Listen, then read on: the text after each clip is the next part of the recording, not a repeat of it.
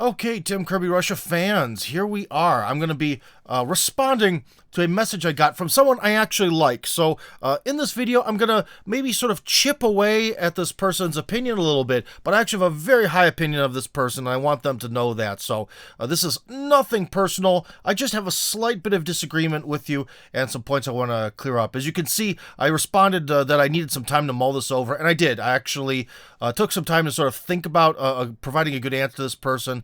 And then I thought, well, since I'm doing reaction videos, can I react to, like messages from people?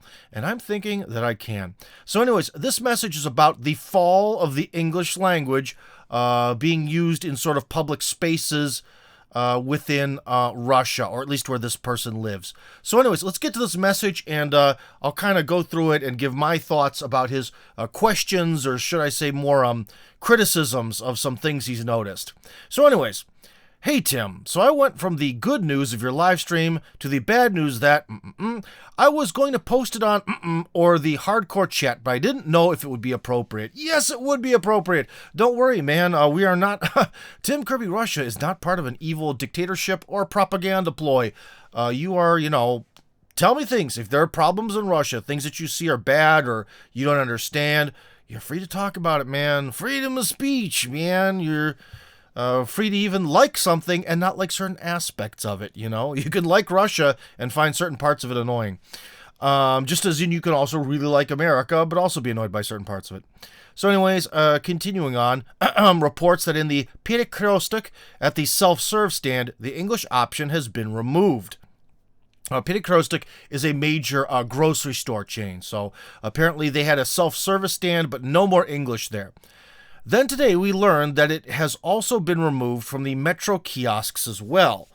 The attendant in the metro said it's because of the unfriendly country's status.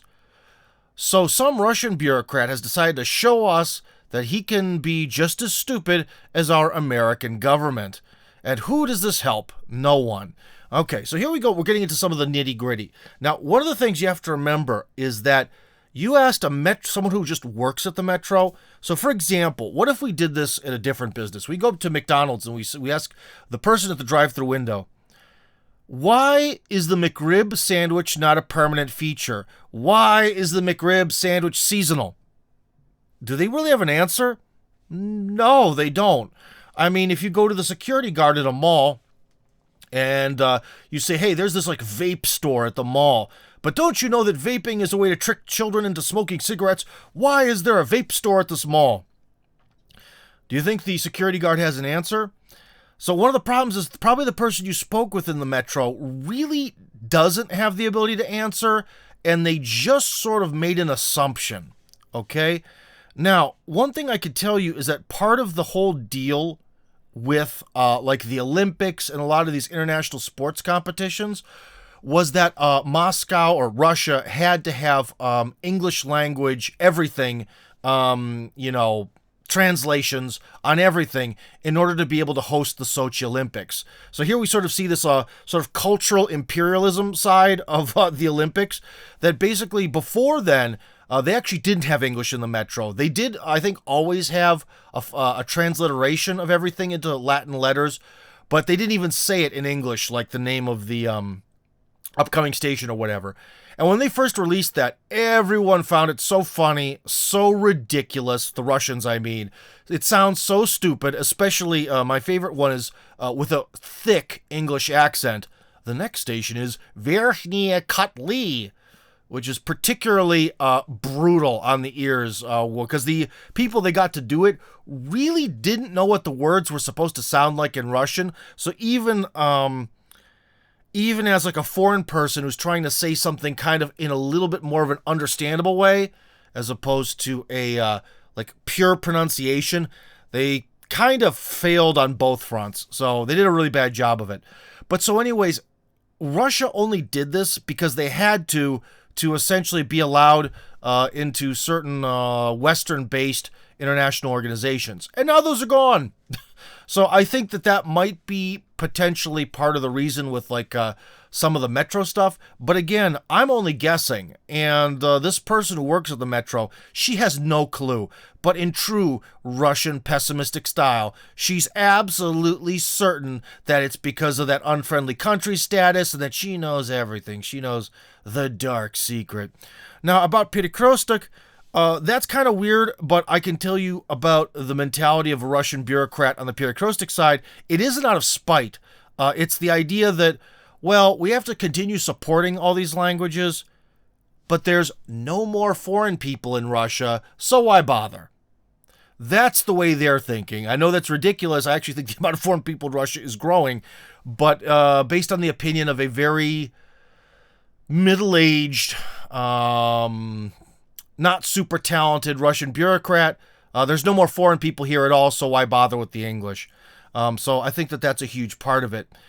So the question is, who does it hurt? The English-speaking... we're going back to his message now, so we're continuing reading. Who does it hurt? The English-speaking people who love Russia and decided to move here.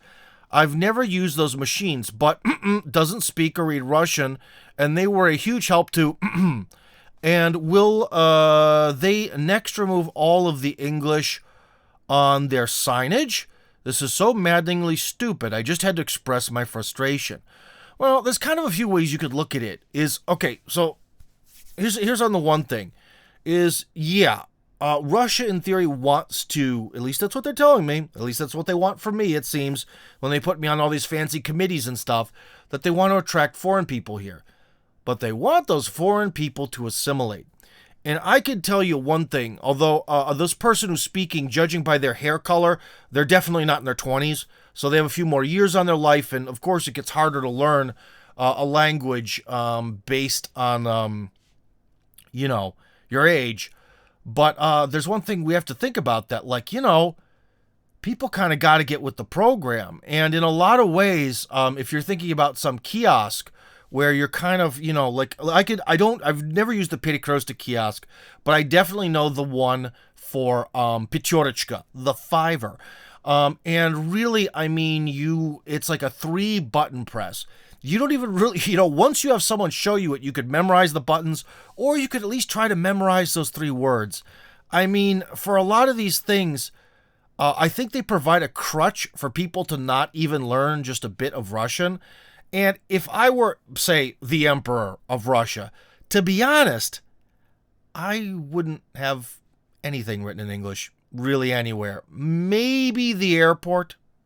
Because you also have to understand that not only do we want immigrants to assimilate, and the best way to assimilate is when you have no choice.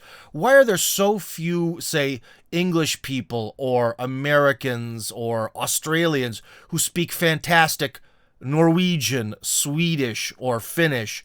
It's not because Finnish has a lot of difficult grammar. It's because they all speak gorgeous English. There's no point. Like, if you meet someone from Norway or Sweden, you're almost talking to a native speaker as is. So, you're not going to be able to try to remember, like, Hugen, Flugen, Dugen, Schlugen, when you're, talking to them, when they basically talk like I do, a little slower and with an ever so slight accent. Or that weird sort of smug way that all Norwegian people talk. There's one thing I appreciate. The Norwegian accent is 25% smug, which I respect. But, so anyways, if we want people to assimilate, they got to get with the program. It's kind of one of those things where, does Russia really need to bend over backwards? And there's also another issue with Russia's being this multi-ethnic land empire. Is that, on the kiosks in Moscow, nothing's written in Chechen or Tivin or, let's say, Kalmykian or Komi. Nothing, is written in those languages, and those people live here, and because they live in their ethnic republic, in theory, their first language may very well be the language of their ethnic republic, with Russian being a second language, you see? And in some ways, if you think about it, if we have to have support for English, that kind of sends a particular signal to a lot of these people who are Russian citizens. And also it's kind of an interesting signal to, say, people like, people people in China or Iran or India. And everyone's going to say, but in India, English is like an official language and it's the language of the government. Okay, whatever. But I don't know if it's really the language of the people per se. And, what about them? Why is it that it's so critical that if we're going to have foreigners move here, that it has to be in English? I mean, what about Germany? Or what about Italy? Those people, because they essentially lost World War II. Well, really all of Europe lost World War II. They, got Marshall planned into having to speak English, whether they like it or not, from first grade till high school. So why should we in Russia participate in that?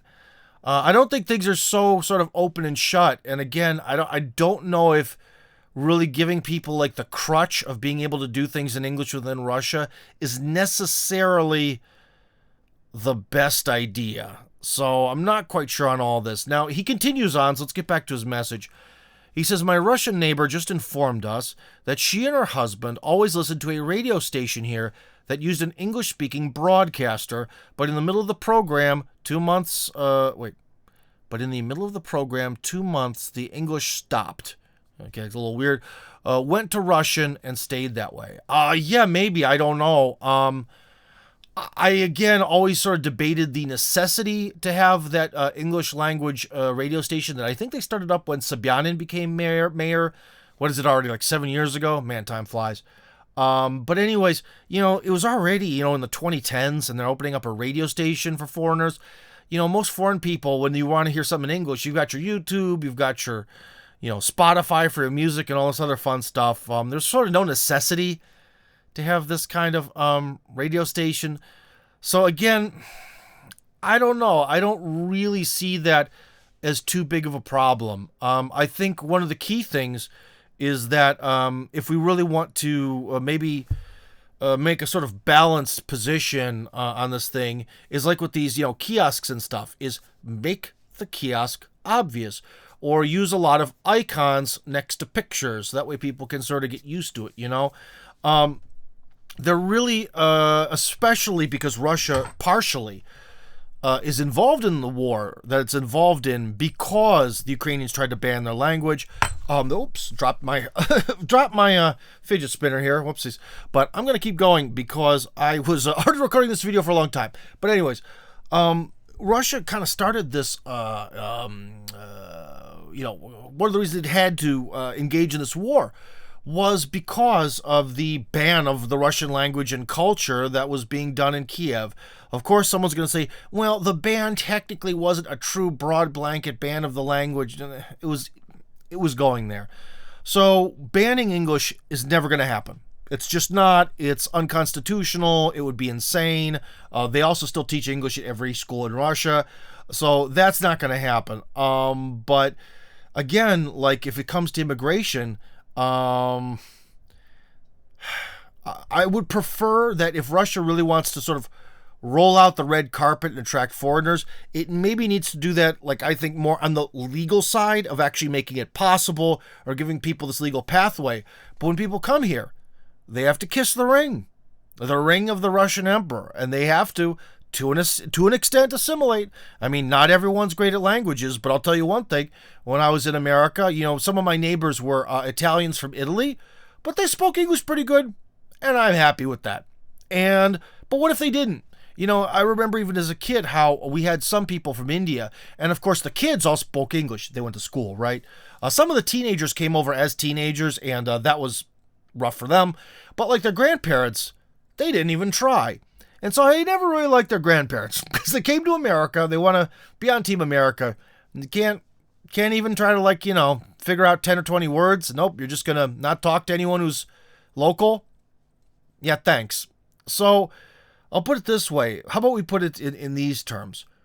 Would you want people to come from other countries to your country of origin and not have to learn the language, not really have the native language be kind of subtly, gently pushed on them, that they could just come there and sort of live in their own ethnic enclave and maybe not ever really talk to anyone? Is that really what you want? I don't know. but it's kind of food for thought. So anyways, to this person, like I told them, I'd mull it over and I'd give them an answer. And so here's the big answer. When I'm recording this is the 18th, and I answered this on the 10th, so that was an 8-day delay. So I hope that this kind of calms our friend here down. He's a great guy. He's a guy who I hope to have a lot of cooperation with in the future. But I think we have to, kind of look at things a little bit more in the sort of broader picture. But anyway, so I hope he's not offended, because this is definitely not a criticism of him. But I kind of respectfully disagree. Anyways, Tim Kirby Russia signing out.